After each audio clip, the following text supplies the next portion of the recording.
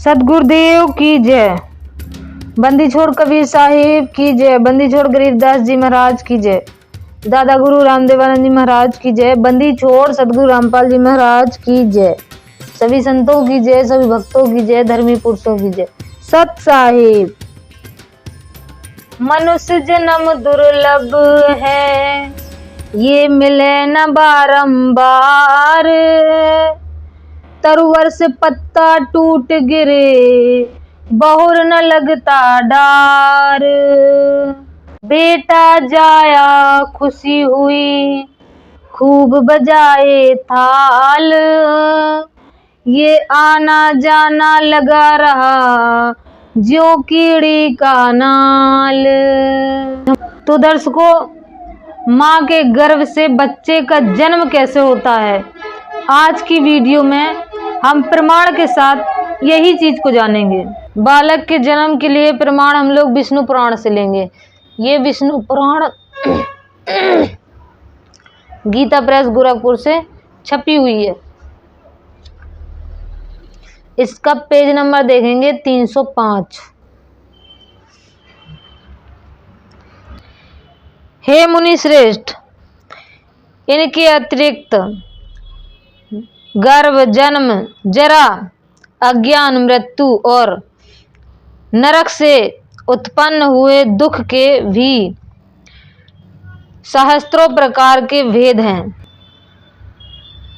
अत्यंत मलपूर्ण गर्भाशय में उल्व गर्भ की झिल्ली से लिपटा हुआ यह सुकुमार शरीर जीव, जिसकी पीठ और ग्रीवा की अस्थियां कुंडलाकार मुड़ी रहती हैं, माता के खाए हुए अत्यंत तापप्रद खट्टे, कड़वे, चरपरे, गर्म और खारे पदार्थों से जिसकी वेदना बहुत बढ़ जाती है।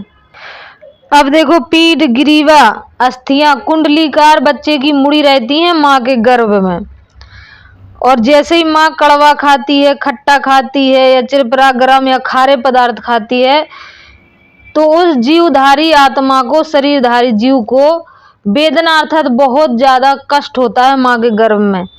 तो जैसे ये जीव आत्मा शरीर धारण करती है, वैसे ही माँ के पेट से उसको अत्यंत कष्ट चालू हो जाते हैं, जो मल मूत्र रूप महाकप में पड़ा संपूर्ण अंगों में अत्यंत पीड़ित होने पर भी अपने अंगों को फैलाने या सिकोड़ने में समर्थ नहीं होता,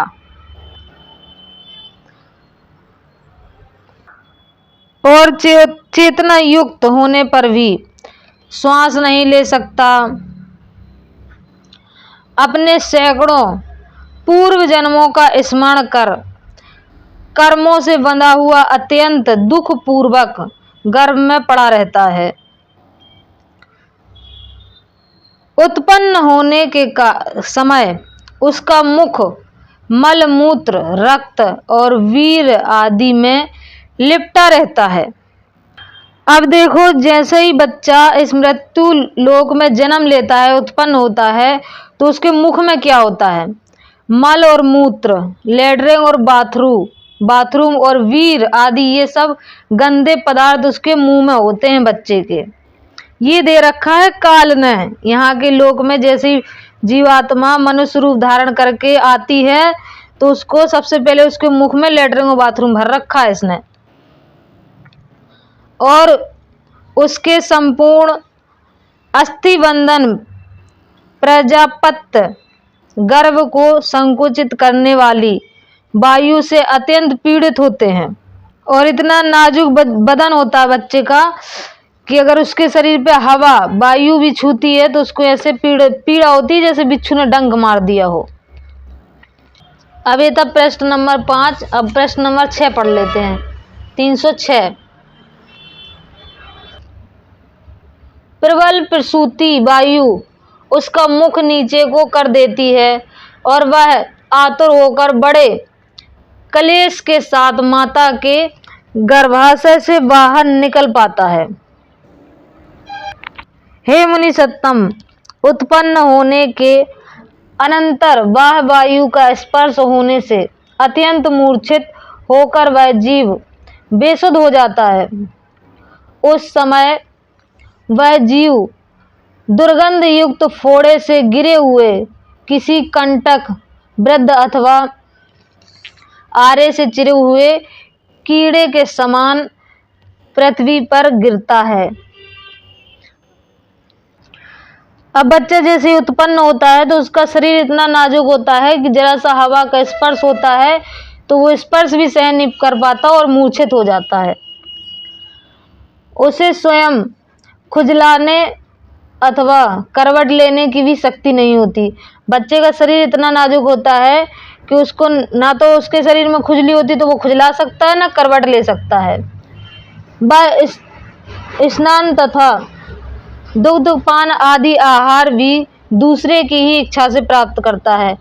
अब अगर बच्चे को भूख भी लगी हो तो वो मुख से नहीं कह सकता, उसमें इतनी शक्ति नहीं होती कि वो किसी को बता दे कि मुझे भूख लगी है। दूसरे की जब इच्छा होगी तभी वो भोजन आहार कर पाएगा, तभी उसको दूध मिलेगा। इतना कष्ट होता है।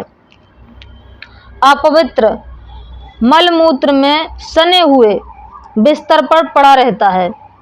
अब लेटरिंग में, बिस्तर में लेटरिंग करता है, उसी में बाथरूम करता है, उसी में सना पड़ा रहता है। जब किसी की नज़र पड़ती तो साफ करता है। इस तरह दुर्गति होती है शुरू से ही। उस समय कीड़े और डांस आदि उसे काटते हैं, तथापि वह उन्हें दूर करने में भी समर्थ नहीं होता। अब बच्चे का जो शरीर होता है, बच्चा जब जन्म लेता है उसके कुछ दिन बाद तक उसके शरीर में छोटे छोटे कीड़े होते हैं, वो उसके शरीर को काटते रहते हैं, लेकिन बच्चे में इतनी समर्थता नहीं होती कि वो उनको दूर कर सके, अपने शरीर को खुजला सके। अब ये तो हुआ जीव का जन्म। अब ये जीव क्यों बार बार जन्म ले रहा है और बार बार मर रहा है, अब इसके बारे में हम लोग पढ़ेंगे। इस प्रकार जन्म के समय और उसके अनंतर बाल्यावस्था में जीव आदि भौतिक आदि अनेकों दुख भोगता है। अज्ञान रूप अंधकार से आवृत होकर मूढ़ हृदय पुरुष यह नहीं जानता कि मैं कहाँ से आया हूँ, कौन हूँ, कहाँ जाऊँगा तथा मेरा स्वरूप क्या है। अब जन्म मृत्यु का सबसे बड़ा कारण यही है कि मैं कहाँ से आया हूँ, मैं कौन हूँ, मैं कहाँ जाऊँगा और मेरा स्वरूप क्या है। जीव यही नहीं जानता, इसीलिए वो जन्म मृत्यु के चक्कर में पड़ा रहता है। मैं किस बंधन से बंधा हूँ, इस बंधन का क्या कारण है। अब आजकल के नकली कथावाचक यही नहीं बताते कि ये जीवात्मा किस बंधन में बंधी हुई है और इसका बंधने का कारण क्या है। उनको ज्ञान ही नहीं तो वो दूसरों को बताएंगे क्या। अथवा यह अकारण ही प्राप्त हुआ है। मुझे क्या करना चाहिए और क्या ना करना चाहिए, तथा क्या करना चाहिए तो क्या ना करना चाहिए। अब जीव आत्मा को यही नहीं पता कि उसे क्या करना है, क्या नहीं करना है, किस चीज क्या करे कि उसकी जन्म मृत्यु से, रोग से छूट जाए, उसको यही नहीं पता। धर्म क्या है, अधर्म क्या है, किस अवस्था में मुझे किस कारण रहना चाहिए, क्या कर्तव्य है और क्या अकर्तव्य है, अथवा क्या गुणमय है तथा क्या दोषमय है। इस प्रकार पशु के समान विवेक शून्य शिष्णोदर प्राण पुरुष अज्ञान जनित महान दुख भोगते हैं। That's clear. मैं कहाँ से आया हूँ, कि ये जीवात्मा कहाँ से, कौन से लोक से आई है, कौन हूँ, कि मैं कौन हूँ जो इस शरीर में फंसा हूँ, कहाँ जाऊँगा, मृत्यु के उपरांत मैं कहाँ जाऊँगा, कौन से लोक में जाऊँगा, तथा मेरा स्वरूप क्या है, मेरा असली वास्तविक स्वरूप क्या है। मैं किस बंधन से बंधा हूँ, ये कौन सा बंधन है कि मैं 5 तत्व के शरीर में बंध गया हूँ। कौन से मूर्ख ने मुझे इस 5 तत्व के शरीर में बांध रखा है। इस बंधन का क्या कारण है? कौन सा कारण था जो मैं इस शरीर में 5 तत्व रूपी शरीर में बंध गया हूँ और बार बार जन्म मृत्यु का कष्ट भोग रहा हूँ, अथवा यह अकारण ही प्राप्त हुआ है? मुझे क्या करना चाहिए और क्या नहीं करना चाहिए कि मुझे 5 तत्व के शरीर से छूटने के लिए, इस जन्म मृत्यु के कष्ट से बचने के लिए मुझे क्या करना चाहिए और क्या नहीं करना चाहिए? जो ये सब बातों को नहीं जानते, जो इन सब बातों को नहीं जानते, तो इस प्रकार के मनुष्य क्या होते हैं? इस प्रकार के पशु के समान होते हैं मनुष्य, विवेक शून्य होते हैं, उनको कोई विवेक नहीं होता और अज्ञानी होते हैं। जो इन सब बातों को नहीं जानते महान दुख भोगते हैं और जन्म मृत्यु रूपी इस दुख को, इस कष्ट को हमेशा भोगते रहते हैं। अब हम अपने काम की बात पढ़ लेते हैं। इसलिए अज्ञानी पुरुषों को इस लोक और परलोक दोनों जगह अत्यंत ही दुख भोगना पड़ता है।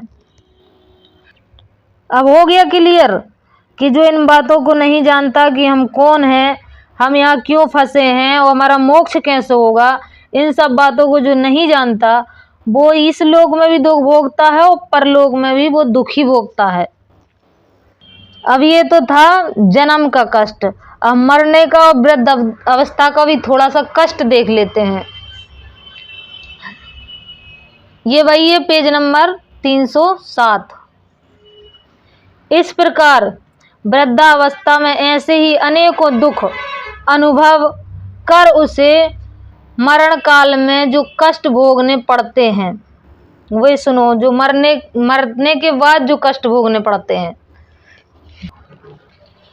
उस समय वह अपने हिरण, सोना, धन धान्य, पुत्र, स्त्री, भ्रात और ग्रह आदि के प्रति इन सब का क्या होगा? अब जब मरने लगता है, जीव छोड़ने लगता है शरीर को, तो उसको चिंता होती है कि मेरे धन का क्या होगा, मेरे पुत्र का क्या होगा, मेरी स्त्री का क्या होगा, मेरे भाइयों का क्या होगा। ये सब चिंता उसको अत्यंत दुख देती है।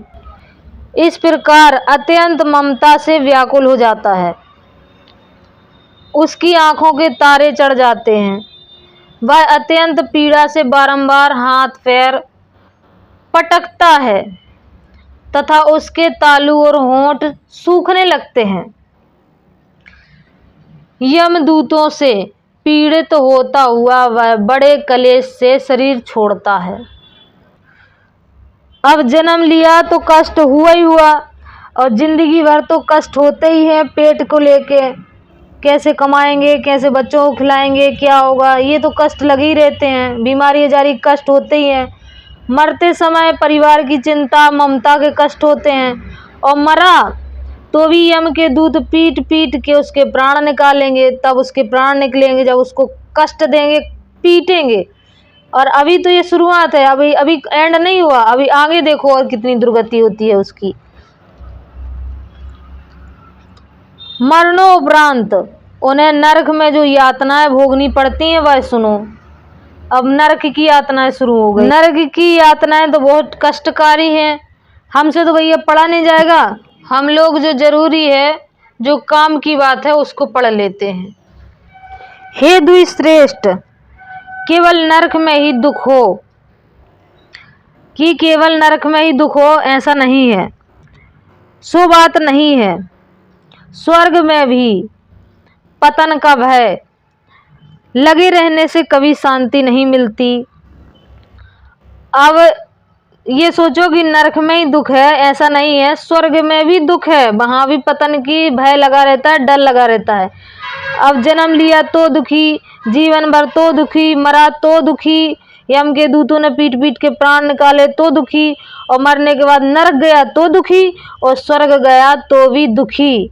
अब इसको शांति कहीं पर भी नहीं मिली, सब जगह दुखी ही है।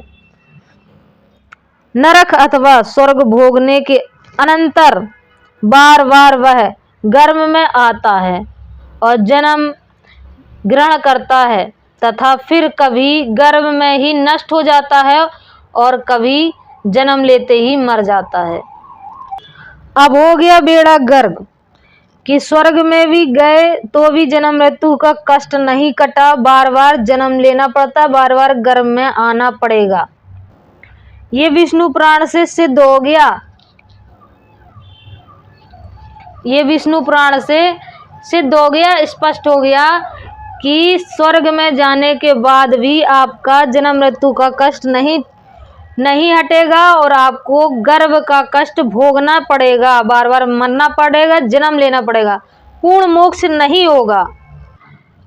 तो भाई बार बार माँ के गर्भ में आते रहो, मल मूत्र खाते रहो, बार बार टट्टी पेशाब में पड़े रहो, बार बार कष्ट सहते रहो, बार बार जन्म लो, बार बार मरो, वृद्धावस्था का कष्ट सहो, पूरा जीवन कष्ट सहो और बार बार इसी चक्कर में पड़े रहो, क्योंकि इन नकली ढोंगी पाखंडी धर्मगुरु और धर्म के ठेकेदार जितने भी कथावाचक हैं, इनके पास तो कोई समाधान है नहीं, इनके पास कोई समाधान नहीं कि आपको जन्म मृत्यु के कष्ट से बचा सके, क्योंकि समाधान तो जब इन प्रश्नों के उत्तर आपको मिल जाएंगे, आप इन प्रश्नों को समझ जाओगे कि मैं कहाँ से आया हूँ, कौन हूँ, कहाँ जाऊँगा और मैं इस शरीर में पांच तत्व रूपी शरीर में क्यों फंसा हूँ।